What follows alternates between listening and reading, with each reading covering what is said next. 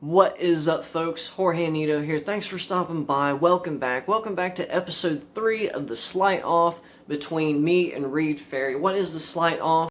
Me, Jorge Anito, versus Reid Ferry in a fight to the death. Battle of Sleights. Battle of Sleights. That's what it is. You know, we've had a lot of fun, me and Reid, these last few weeks with the previous episodes. And so, you know, here's how it goes. He assigns me 3 sleights. I assign him 3 sleights. We have a week to come up with some type of effect where we have to incorporate all 3 of the sleights given by the other. Now, since this is episode 3 and it's the final episode, and we will potentially, most likely, revisit this here in the future as far as continuing. We both have some great ideas as far as incorporating new ideas into the series.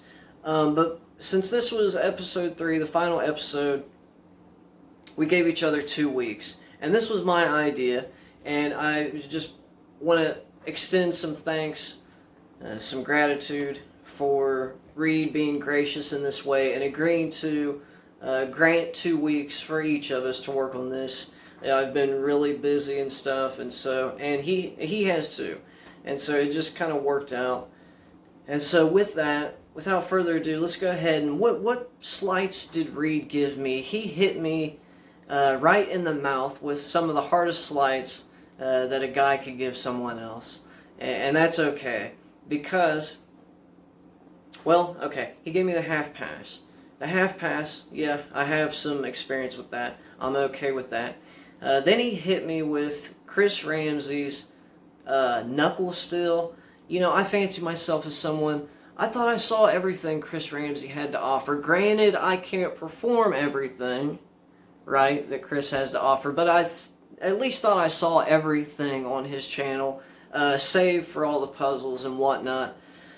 Wow, I never saw this Knuckle still before. It's basically a one-handed cop gambler's cop. One-handed top gambler's cop. It's a great card still. If this was all worth it just to learn this move. Now, since I've been practicing the slip shift for about a year or so, since Ramsay and Madison released their tutorials, so I have a little bit of strength built up in the ring finger. Wow, that went a long way. So I just kind of had that as a prerequisite thing going for me going into this, because you really need ring finger muscle. Anyway, so the half pass, that knuckle still, that was some time getting used to. It was difficult, I ain't gonna lie, but like I said, I had the one thing going for me, practice from prior. And then he hit me with the OTT Madison deck switch. Now this is something that is very difficult. In fact, this is the one thing that posed the biggest issue for me, was because there's only so much hand here. You know, I have small hands, you know, and I never saw that as a crutch. I just modified, adapted, and what have you. But with the OTT deck switch, you're basically palming in Gambler's Cop an entire deck of cards, and you have another deck on top of that. And so it's just, and I'm sure you'll see in the video, I mean, I'm making you aware of these things, so you're probably going to be able to point them out. Nonetheless, I had a lot of fun with this, even not having a lot of time to dedicate to some just real quality practice. I did what I could. I set aside some time. I did have a lot of fun with it. So without further ado, this is Tribute Aces. Stay tuned after the performance. I'm going to let you know what sleights I gave Reid, and I hit him with some good ones too. And always, I want to encourage you to run over to his channel, check out his performance. Let us know in the comments which one you like better, and let's get into it. Tribute Aces.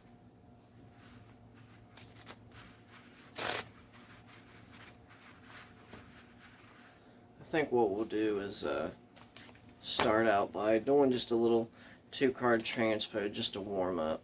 So we have the 8 of hearts on top.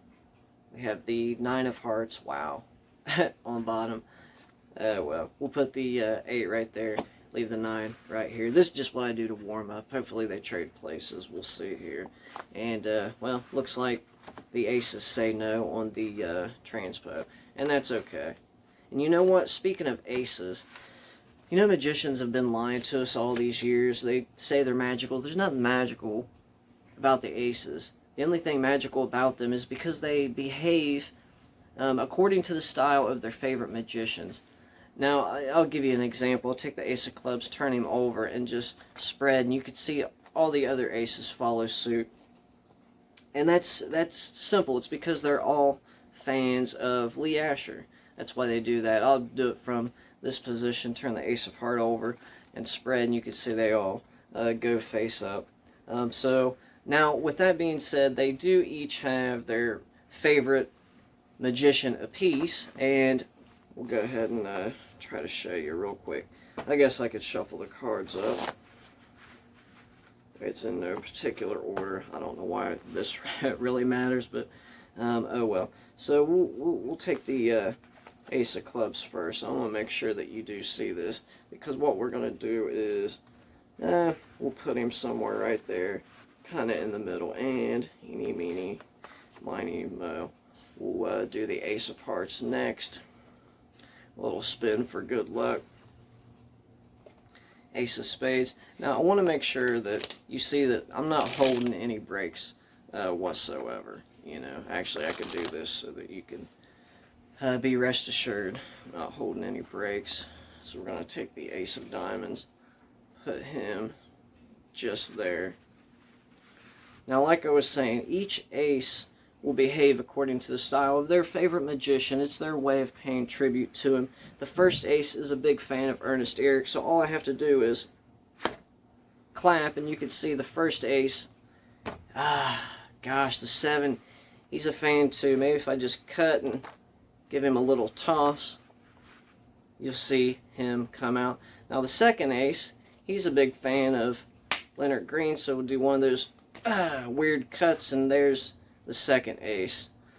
Now, with all the shenanigans taking place, the third ace did a legger all the way to my pocket. And so if I just reach in here, you can see that there he is. And that just leaves the ace of spades. And I'm going to actually use the bottom card, which is a joker and like a shotgun.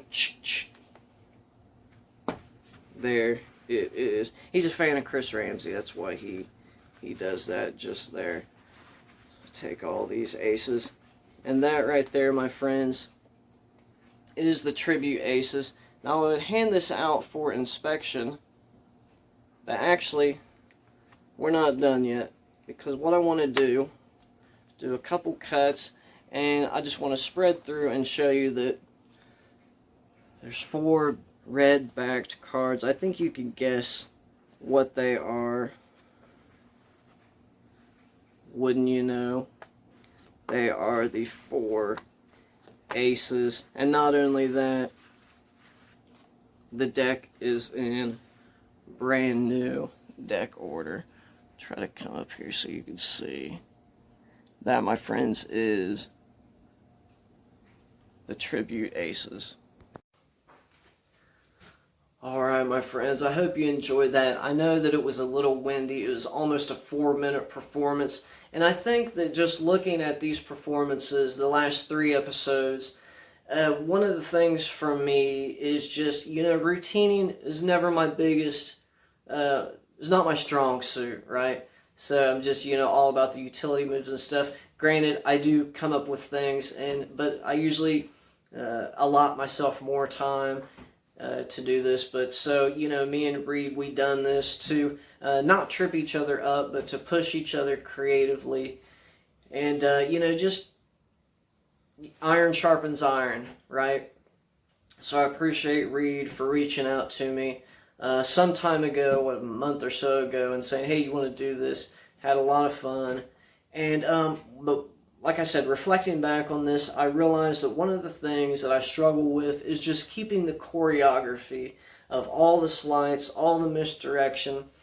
From the time the performance starts until it ends, it's just there's constant things. What goes next? What needs to happen? What get ready is coming up? And so for me, that's something that I can look at and say, I need to work on that. And, you know, there's always things that we can work on. So the 3 sleights that I assigned Reid are these.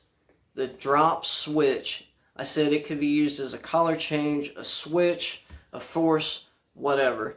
The drop switch. Also, wow, now I'm trying to remember. The Broken Bridge False Shuffle by Daniel Madison. This is a beautiful tabled false shuffle. I actually performed it as well as the drop switch in the Tribute Aces. But yeah, one of the things was, you know, when giving Reid moves is I set some rules. I didn't want to give him something that was just so out of reach that it was unattainable within a week or, you know, a short amount of time. And I wanted it to be something that at least I could pick up and grasp, if not something I already knew anyway.